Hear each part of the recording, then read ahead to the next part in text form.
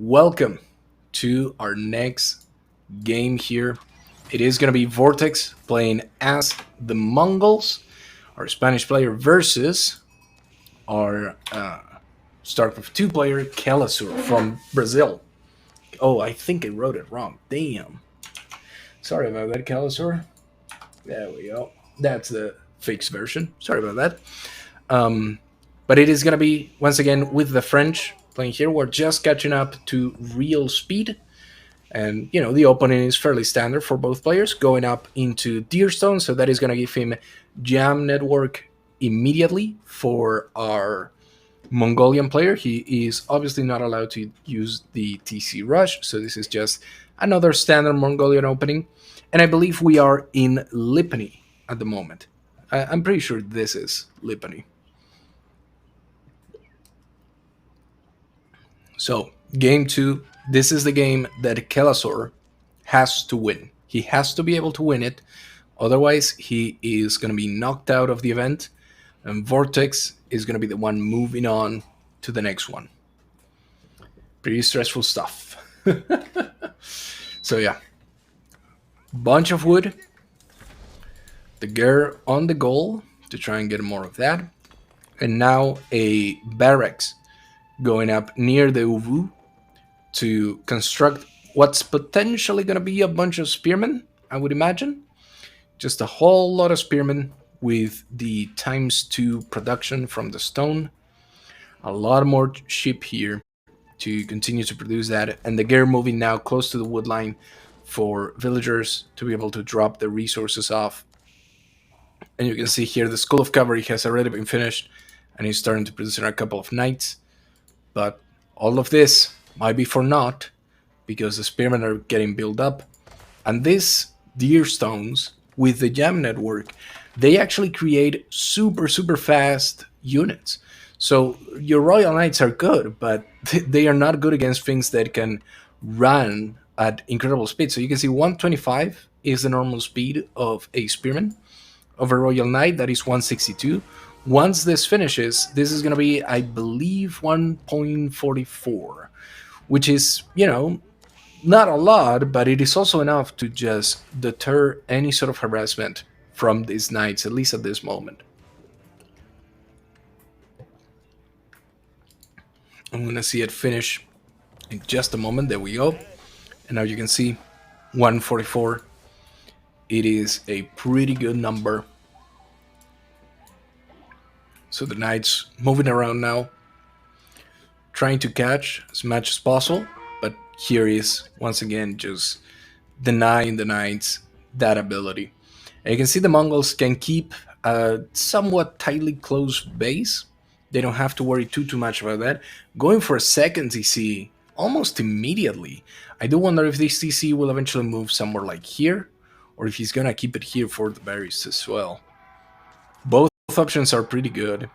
There is a big hidden forest here where a massive army could be hidden at some point. We'll see if that eventually happens. But the players have pretty big expanses of land in either side to expand and do whatever they want with that. The Khan now trying to do a little bit of harassment, but obviously doesn't have enough damage to be able to do that. And the Knights are trying their best to push here, but Yam Network and facing Spearmen is never a solid combination, and they are repelled back to whence they came from.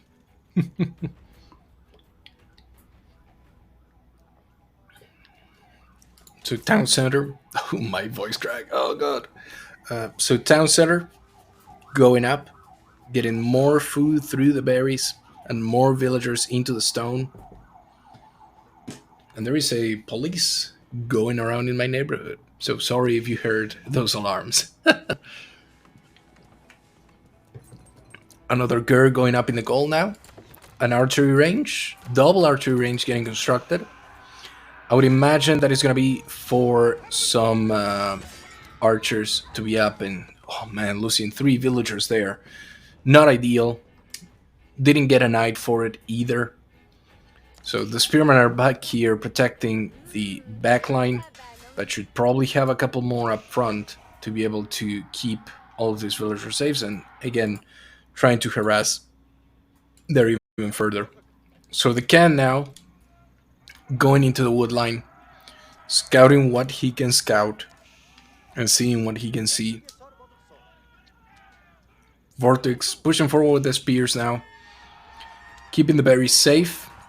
Might try to retaliate, but couldn't. Hardened Spearmen now out on the field. They're going to be much, much better at dealing with these Royal Knights. Still not perfect, but much, much better because they do have, if you check their damage, plus 16 against cavalry. That means that they do 24 damage to this cavalry. And minus 3 means that they do 21. So that is 21 damage over 129. That basically means that 10 spearmen can take down one knight on one hit, or 5 spearmen on 2 hits. So you can start to think about how powerful those spearmen are when they face the archers. Yeah, deer stones moving a little bit now to give a little bit more space for a pasture. Pastures produce sheep over time. Usually you would see them around the Ovu, around the Ovu to produce double the sheep in the same time, but that is not the case at the moment. Just booming economically. VortiX, we're seeing 35 villagers on the side of VortiX, on the other side 36, but of course Kelazhur has a more traditional economy. He's getting more and more wood. We saw him last game deprioritize the wood line, and now he's prioritizing it again with a lot of people, because he knows that the Mongol player is not going to be as aggressive as he is right now with his cavalry. So he can stay back on his base. He knows that he doesn't need to defend it as much. And oh my god, that was a wonderful halt by the Hardened Spearmen. That is when you stop them and you tell them to stand ground for a second, and they deal massive amount of damage to those charging horses. It is primarily that they don't receive the charge damage, so they can immediately start attacking. And now the archers are once again getting ready here. And the knights moving back. They're not going to have an easy time fighting targets. They might try to attack the wood line. We'll see in a moment.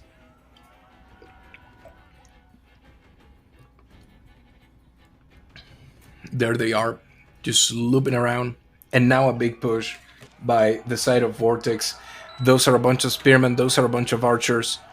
That is a lot of things that Kelazhur cannot deal with right now in a very good fashion. He has to respond to this in some capacity, but I don't know if he's going to have what it takes pulling the scout up forward. But look at the amount of damage that VortiX is doing, and now Kelazhur wants to retaliate a little bit by getting some of the villagers that are around here, but the spears are just around and ready.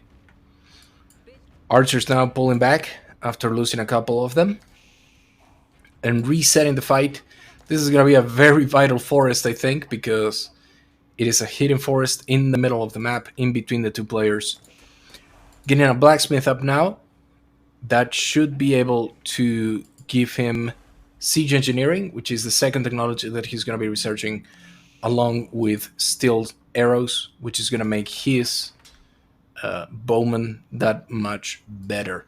On the side of Kelazhur, if we look at upgrades, we can see that he has both of the attack upgrades for his melee and range units. That makes a lot of sense. And he has chivalry for his royal knights. So these royal knights are going to be healing over time a little bit from these attacks, and we're gonna see if it is all worth it. Another little push into the hidden forest, and they're just gonna see those units as they push out, and 2 archers go down. That is not ideal for VortiX. He wants to be able to keep all of those archers with him. Rams now being constructed in the hidden forest, and this could be okay or it could be bad. There is the eagle going up for VortiX. He sees the units, he sees the rams getting constructed. He knows that he needs to have those villagers ready to burn down the ram, to push forward with the spearmen. He's going to be moving the deer stones back. He doesn't want them to be destroyed necessarily. And the YAM network is right there as well. So you can see VortiX has perfect vision of that, and he's moving forward now. He sees the villagers. One villager goes down. There is the other landmark. And now the siege begins.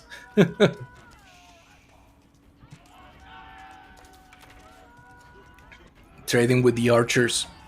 While the spearmen are moving, extra fire rate for those archers. They're going to be attacking a lot more, but those charges are pretty big.